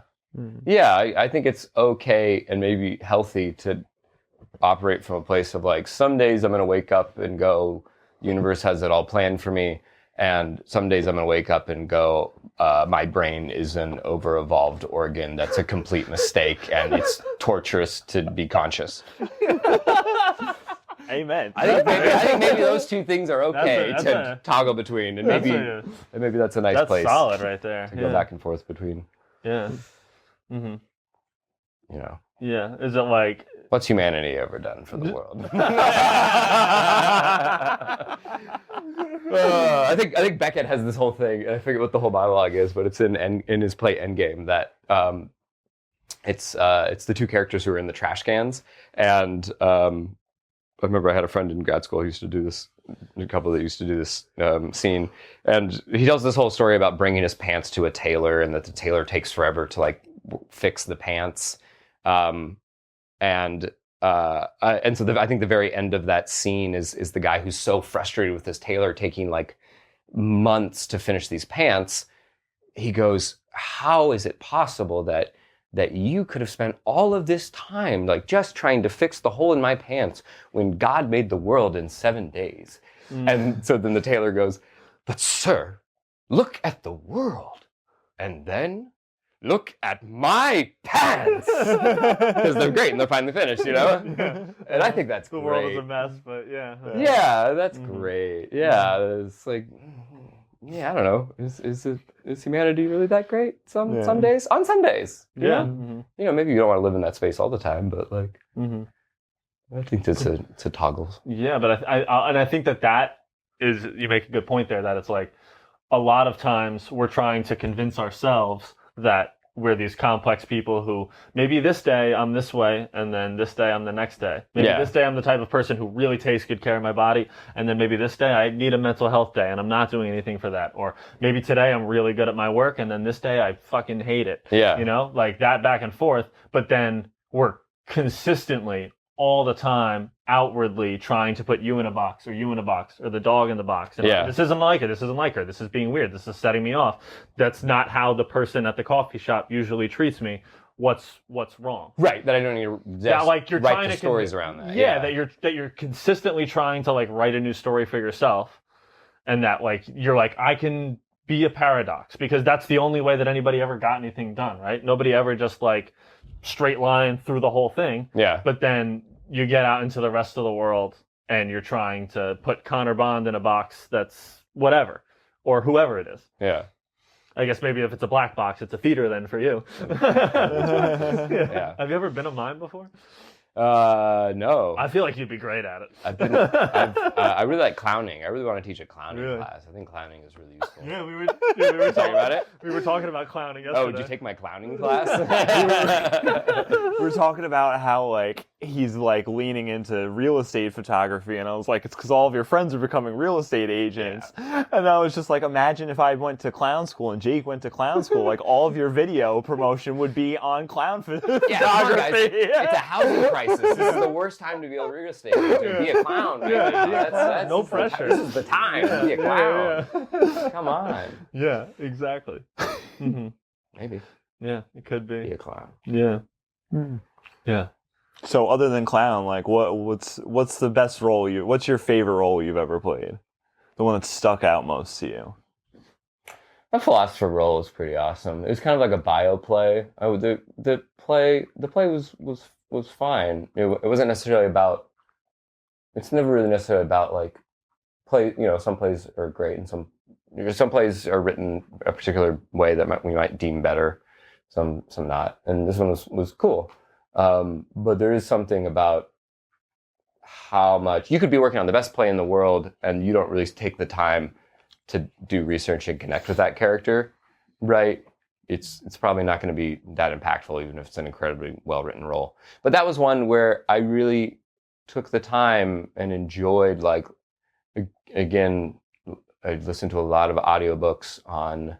I need to do more reading. I listened to a lot of audiobooks on. I was just listening to a Wittgenstein. podcast how they were arguing over like, does it count as reading? I know. If you're, I think it does, because I think it's still like a productive use. Yeah. You can't read while you're walking your dog necessarily. Yeah, there's something about reading. Anyway, Anyways, Yeah. that I put a lot of work into it that didn't feel like work. It just felt like fun sort of exploration. And when you're doing a piece that's about an actual person, you just have so much material to dig into. And if it's a philosopher, well, oh God, you now kind of have to like try to understand that philosophy, which I don't think I couldn't explain it to you now when you asked me about it, right? Sure. So like I don't think I ever really grasped it, but maybe I did grasp the experience of having that philosophy as an active part of your life. Yeah. Of being tortured. I think Good, I you understood in being some way. tortured by that philosophy, if I'm not quite sure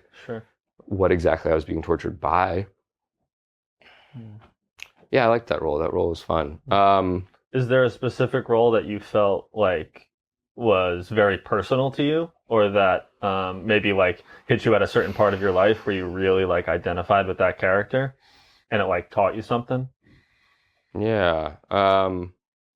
Maybe when I was Pippin. I think anybody who ever plays Pippin feels like that they are also coming of age while they are coming of age in the musical. Sure. Yeah, it's just, I mean, there's different shows like that, but Pippin is one of those shows that's like, do you guys know that show at all? I've heard of it. I know a little bit, but not enough. It's very just blatantly. It's Stephen Schwartz, same guy who did Wicked. It's very blatantly like you're going to now sort of metaphorically walk through all these different communities of people trying to find like your purpose in life, and he sort of ends the play deciding to go back to the connection that he had with this woman. And he's trying to be this great thing, and he's looking at sex, he's looking at war, he's looking at what are the other, like being rich, being poor. There's a bunch of examples that he kind of experiences, and he ultimately ends on just sort of living what might be deemed a boring or an extraordinary life, but is happy like being able to connect with somebody. And then all those other things, he wasn't connecting with anybody. It almost sounds to me like, correct me if I'm wrong, but kind of like the story of The Alchemist, where it's like you go through all these different places and you find out all these different things, but then you end up right back where you were, being content with where you were supposed to be. Yeah, actually, it's funny. I was going to mention Siddhartha, too, by Hermann Hesse, which my favorite story about that book. That's sort of a similar journey. It's like a character, it's one of those hero's journeys where he goes through all these different things and lands in something sort of like mundane and simple. And it's sort of disappointing as the reader to see that happen. But then you're like, oh no, maybe that's what it is. But you need the journey in order to like appreciate that. But I read that book when I went to visit. I'm about to go visit my friend Phil. And he was living in LA, and I flew to LA and I was reading Siddhartha. I just had a copy of it, that was given to me. And I think I finished it and I was like, wow, yeah, this was cool. I really felt a lot, but I wasn't thinking about it a particular amount, to the point where when I left LA, I forgot it. I left the book in his apartment, Mm-hmm. And when I saw him the next time, like months and months later, he was just like, dude, thank you so much. And I was like, what? He's like, thanks for leaving that book for me. And I was like, what are you talking about? He's like, Siddhartha, when you came to visit me in LA, you left it in my apartment for me to read. I was like, no, I didn't. I was like, I immediately caught myself. I was like, oh no, this like really affected him, and like, oh no, this has to be purposeful. Yeah, this is a really positive experience, and so I'm about to really disappoint him. But I was like, oh dude, no, I just sort of forgot that there. I finished reading it on the plane, and I just left it there. And he was like, oh, well, it really changed my life. I was like, cool. Wow, that's wild. But I love that. I love that things don't always have to be like, things can just be accidental sometimes. Mm-hmm.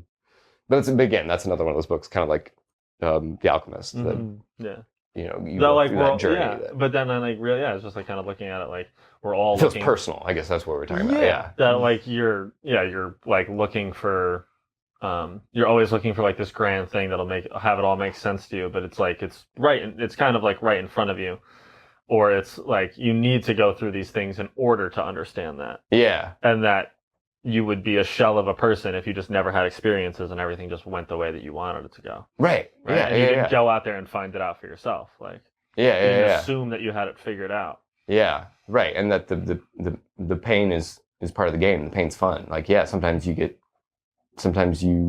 tackled, mm-hmm.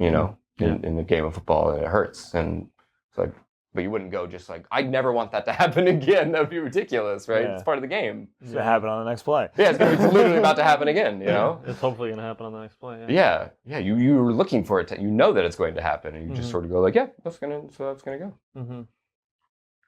That's cool. And I'll try to prepare myself. I'll put on a helmet, maybe. But yeah, it's going to hurt. Not until after 1920, though. Yeah. Before that, we're like, we don't need those. Yeah. They're fine. Yeah. Tough boys out there. Right. Yeah, that's what therapy is a metaphor for. Yeah. Is there anything significant, like piece of media or an experience that you had when you were younger that kind of made you want to pursue a career in the arts of any kind? I don't know. It's probably my dad forced me to watch Eraserhead. That was a miserable experience for a child to watch. How old were you when that happened? I don't know, like 12, like wow. Way too young to watch Eraserhead. I didn't understand Eraserhead when I saw it when I was like 28. I don't know if I'd understand it if I watched it now. Yeah. And I think maybe that's sort of the point. Mm-hmm. In a way, no, that's not the point. But in a way, that's a metaphor for a lot of things, right? Yeah, I think I sort of love that that's what came to my mind, because I feel like maybe I would be more inclined to say something like, I was really inspired by this thing. It's like, no, I felt a lot of like pain watching Eraserhead. Yeah, that was cool. Yeah. I liked that. Yeah. Stuck with me all these years. Yeah. Yeah, for some reason, like Citizen Kane too sort of did the same thing to me. Sure. Which I think my dad just thought it was a cool movie, but it was painful to watch, and I was like, oh, okay. I watched it in film school, and it was. I had a rough time with it. Like, did you ever watch Koyaanisqatsi? No, I don't know what that is. The Philip Glass. It's not directed. I don't remember who directs it, but the Philip Glass does the score. It's also sort of a beautiful and yet painful movie. What's it called? Koyaanisqatsi. Is it in a different language? Yeah, and the big reveal is that it tells you what that means at the end of the movie. Okay, but I don't remember what it is. Gotcha. No, now I'm interested. I saw it like in a film studies class. It's pretty crazy. Mm-hmm. But it's also a cool example of, and my friend Zach talks about this, that the belief that art doesn't have any obligation to be beautiful or elicit emotion. Mm-hmm. It doesn't have to explain itself. Yeah, and it also doesn't have to be. It doesn't. You don't have to be like, "Wow, that was so beautiful." That was such a great when you piece see a of movie. achievement. Like you can watch a movie. Like he was giving the example of Andy Warhol's film that he did about the Empire State Building. Mm-hmm. Or not about it. It was just it's a static shot of the Empire State Building for like 2 hours, and that's it. And it's sort of a piece about boredom. And you can see how you could maybe sit and you could be an art critic who goes like, oh well, there's like there's some movement in the window at this one point, and this means this, and it's just like, oh, shut up. It's boring. It's a fucking boring movie. You just sit there and you look at a static image of the Empire State Building. It's boring. I just picture people at like the premiere of Andy Warhol's new movie, and it's just a static shot of the Empire State Building, and then there's like people who are like, that was fucking dumb. And then there's other people who are like, well, did you see the Yeah, don't you realize what he was doing? Like, oh, no, shut up. No, it sucks. And those other people are right. But also it is awesome. Yeah, it's somewhere in between. Whatever, it's about what you find the meaning in, right? Yeah, right. Yeah, or the lack of feeling, or the lack of meaning, what you find the lack of meaning in can also be possible. And that like it can be just as arbitrary to watch like this beautiful, meaningful movie for 2 hours as it can be to watch that. Yeah. Depending on who you are and where you're at in life. Right. I've gone to movies before, like while going through a breakup, and have been like, that movie fucking sucked, dude. And then I'll watch it a year later and I'll be like, that movie was amazing. Yeah. You know what I mean? It's all, and I've done the opposite of that, which is that like, oh, that was such an inspiring film. Then you go back and be like, yeah, like maybe I just kind of like built that up in my head because of what I was going through at that point, right? Yeah, what I was projecting. That like, if I saw a piece of art when I was 15, it would probably affect me differently than how it would now. Sure. Right? And that like, it's more about like what you built it up in your head as versus what it actually existed as in the world. Yeah, and that there is some use in maybe separating yourself from the art and just going like, well, what's the art doing? How is it operating, right? Yeah. And that really has nothing to do with beauty or emotion. It just doesn't. And it, kind of going back to like acting and improv, like I think there's some use for that in especially acting where that becomes very like, what are my emotions? What am I feeling? What is the what's like the crazy, truth of this moment that I have to be experiencing? Because I think part of that is also realizing that like the person who's in that doesn't necessarily understand it, right? So you're kind of trying to understand something that we don't understand on a base level anyway. Yeah, you might just be getting lucky. Getting to the core of it, then you're kind of removed from it because you're not experiencing it as how that person would in a confused manner. Or whatever, you kind of do have to be confused, to do a good performance. You shouldn't have it all figured out. Yeah, because you have it all figured out, you should stop doing it. Yeah, even though you read the script and you know how the movie ends, like that doesn't necessarily mean that like you knew that in this moment. Right. And then you're like playing somebody who knows what's happening. Right. And that's boring. Yeah. It's going to be boring for you to do too. Yeah. I don't know. that's how we there's always a moment in our podcast, whether we have a guest or not, where we disclaimer, we don't know. We don't know. Yeah, we don't know nothing. We're just trying to discover it along the way. Right? Yeah. I'm curious though to ask you how because like I said, I'm not gonna continue harping, but like I've always admired you as like a performer. Like in a way, when like I first started doing improv, I was like, Connor's so good at this. How does he put himself into that moment? And then like hearing you talk about these kind of like existential crises and trying to deal with stuff and get through the day and being cynical, I'm curious how you approach acting and art in general as a way for you to deal with that versus as like a means to an end. Of like, I'm always figuring something out. How do you like kind of like appreciate it for what it is and be able to kind of like separate yourself? Like you said, like one of the ways that you deal with mental health and like your own mental health is just by like performing in some type of way. How do you like separate yourself from dealing with that when you're in the moment of doing it? I guess just reminding myself that we're all sort of like performing in our daily lives, and so it's another chance to like practice that artificially. And I think that's kind of what's cool about it is like, again, if we go back to this idea of like wearing masks or what were we saying? What was the other thing? What was the other thing we found that wasn't the mask thing? Oh, games? Yeah. Games, yeah, that we were kind of all playing these games with each other. That like acting's cool because you can kind of just practice doing that, I guess, in a safe environment, in sort of like a container, which is usually the play. Sure. So you kind of get a practice putting on those masks and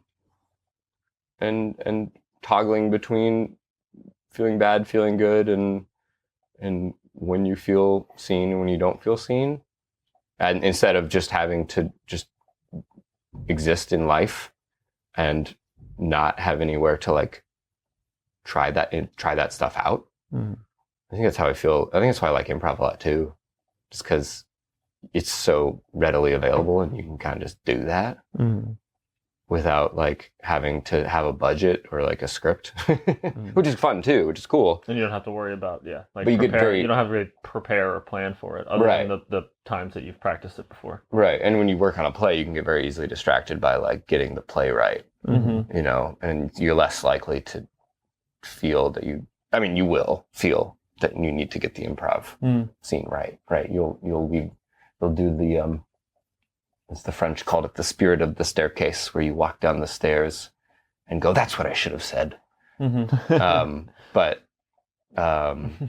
like that's one of the like magical things about improv. Yeah. Is that it's one of the few things left that like doesn't, because now like everything is recorded, everything is put out, everybody's always doing their thing and like, I have to use this to post this or to do that. Editing it, yeah. Yeah, exactly. And like, that's fine. I'm not against that, but it's like one of those things that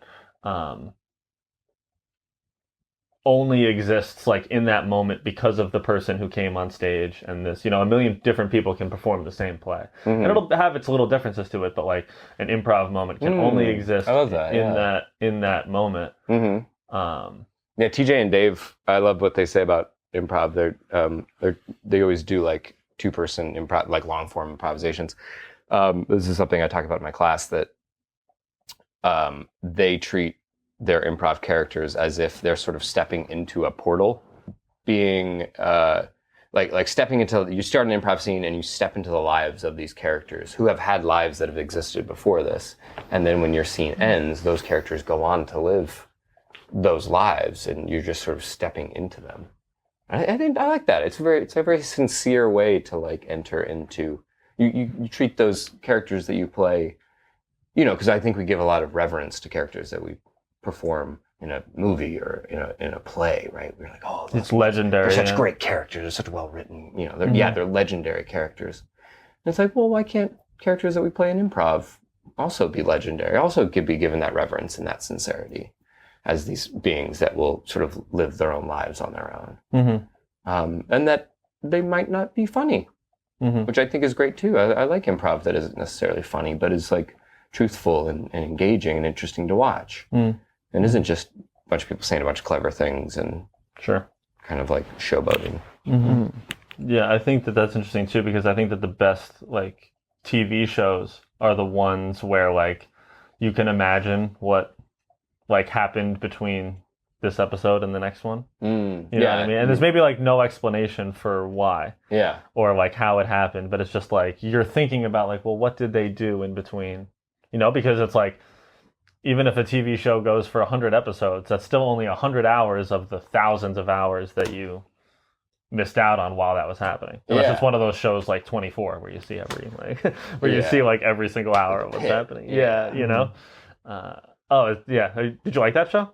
I haven't watched it yet. I haven't watched it yet. I've heard great things about it, but I haven't watched it. I've heard about it on the NPR. Yeah, it's like the ER show on HBO. Yeah, it's the same. Yeah. Who apparently worked in emergency rooms.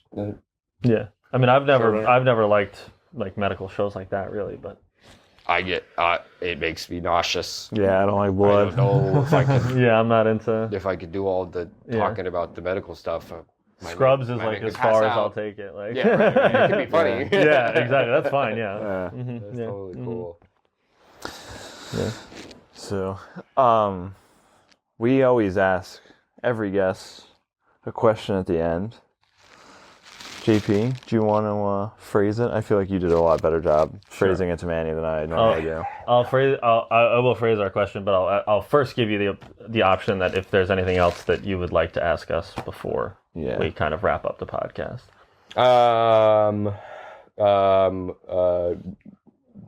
Give me a suggestion. Imagine he asked us the same question that we're about to ask him.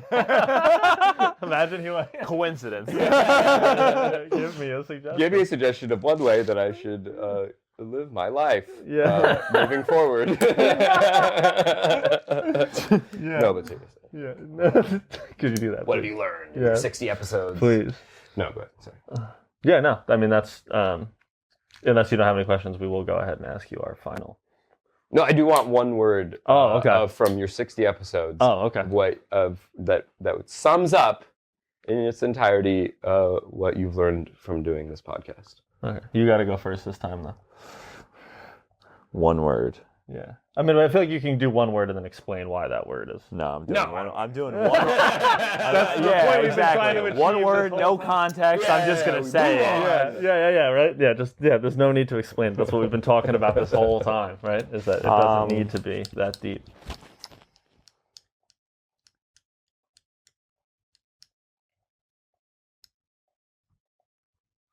Empowering.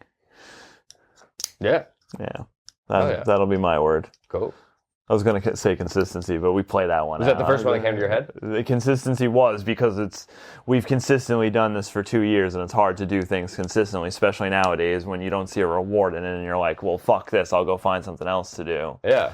But empowering, because one, we are being consistent with this, and then two, because we kind of came out here and found a voice. Like, neither one of us had been on camera like this beforehand. Like, this is the first time we did something with this, and it can, as you know from being on stage, it can be a little shock to your system, a little scary sometimes, especially if you're worried about what other people are going to think. Yeah. So to just continue to do this and then not give a fuck. Yeah. Just here trying to have a good conversation with whoever is on and learn a little bit more about what life is about for everybody.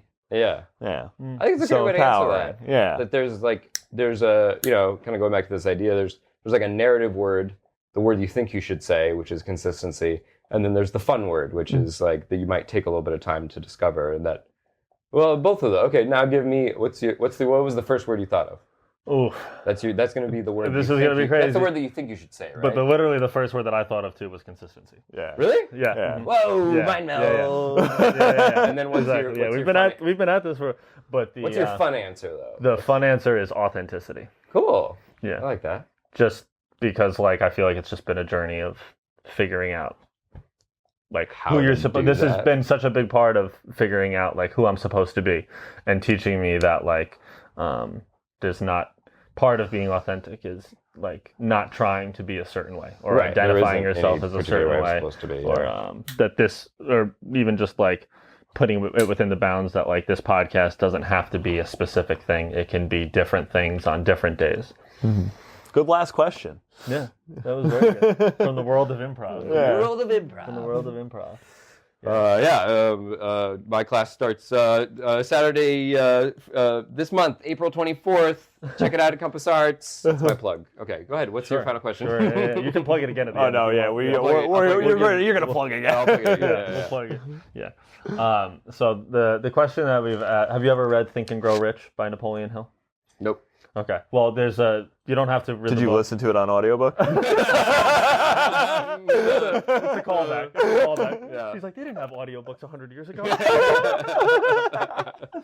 Imagine they dug Napoleon Hill up and they're like, we need you to read this. Yeah, I need you to read it. The AI generated voice. Napoleon, what a name. Napoleon Hill, yeah.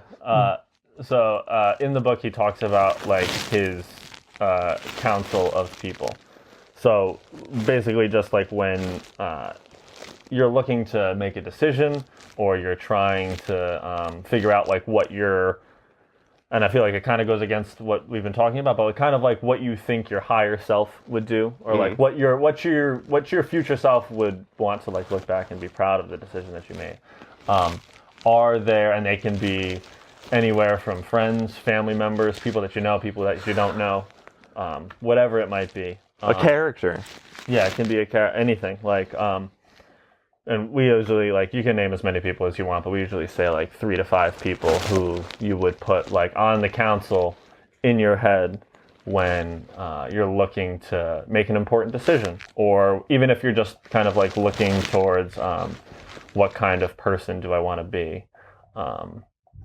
Who are those people that you think about? Like in my life, in my own personal life? It can be anything. It could be a character from a movie. It could be a character that you played.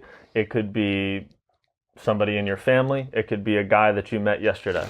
All right. Well, let's say Pippin. That dude's cool. Okay. I feel like that dude figured out a lot. Sure. I can't use Siddhartha because I already got a coming of age slot. But see, here you don't have to put it in categories, man. Yeah, that's true. That's true. That's true. You can say however you want.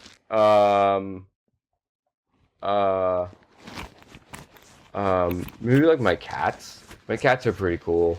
They're pretty like chill guys. If they could talk, they might be little wise boys. What are their names? Ludwig and Birdie. They're named after the play that I did about the philosopher. Oh, full circle. Yeah, full circle. Smart. And then I will also choose maybe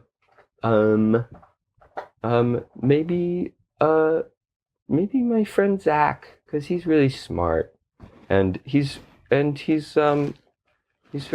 very worldly and very realistic, and I've learned a lot from him. So I'd want to know what he had to say, because he could probably be a good balance against my cats. And Pippin. Yeah, that's weird. That's a weird. There you go. That's the most interesting list we've gotten so far. And I'm not sure I would take any of their advice. Just to bounce them off. But I'd like to hear what they had to say. Because it's funny though, because like you're probably since we've been doing that question, we kind of just like realized it this past week that like usually by the time we get to this point in the episode, we know who the person is. Yeah, you can identify those people. You can like tell, because it's like, oh, they talk about like their mom a lot, or they talk about how their brother was a big part of it, or their partner, or whatever it might be. And what our conversation went down, it was very mysterious. You just had a teacher that taught you how to clap that you really liked. What do you think? What do you think? If you had to pick three, who would you have thought? So I don't know if I have enough info. Who would I have thought that you would say? Yeah, did I give enough? I thought that maybe your dad would be in there because you mentioned him a few times. Yeah, I did think about my dad. Yeah, I thought your dad would be in there. I didn't necessarily know that it would be Pippin, but I figured there'd be a character in there. There'd be a character that was one of them of some sort that you played. All right, that's fair. But other than that, I felt like it was wide open. Yeah. You know? I thought there might have been like an author or something in there. Oh, cool. Playwright, maybe. Yeah. Playwright. Yeah. Mm-hmm. Nah. You guys didn't write anything. But I don't know. Yeah. He's scary.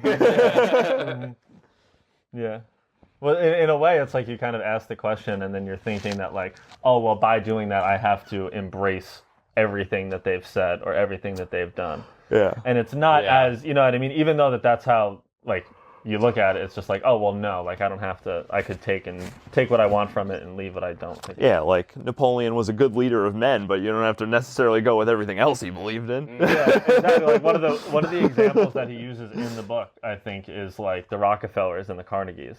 And, like, they're great business people, but that doesn't mean that you would want them to, like, guide your decisions. Fuck your wife. What do you mean? Leave your wife and take all the money. Yeah, the whole family. Yeah, start an assembly line, you see? Like, like they use Henry Ford as an example all the time, and like he's not necessarily the best.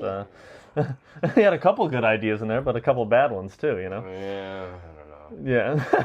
I don't know about the whole capitalism thing. That's not really working out right now. Yeah.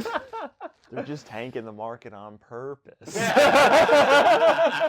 all me. It's all part of it. It's all part of the game, right? Part of the game. It's all part of the game. The poor man is a game for me to take advantage of. Yeah, that's what Bertolt Brecht would say. Yeah. Mm-hmm. Well, what do your cats think about capitalism? Yeah.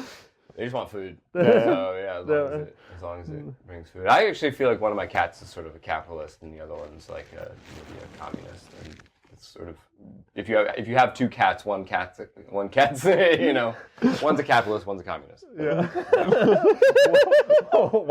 One of your cats is Trump, and one of them is Bernie Sanders. Yeah, exactly. Yeah. They're very ideological on opposite spectrums. You need balance in everything. Yeah. Right. All right, so this is the actual plug time. So anything you've got coming up, where to find you, where to watch you, all of it. Hey, everybody. If you've liked what I've said on this wacky little podcast adventure, I'm teaching an improv class with Compass Arts. It's going to start Thursday, April 24th. 7:30 is the adult class, and I have a teen class at 5:30.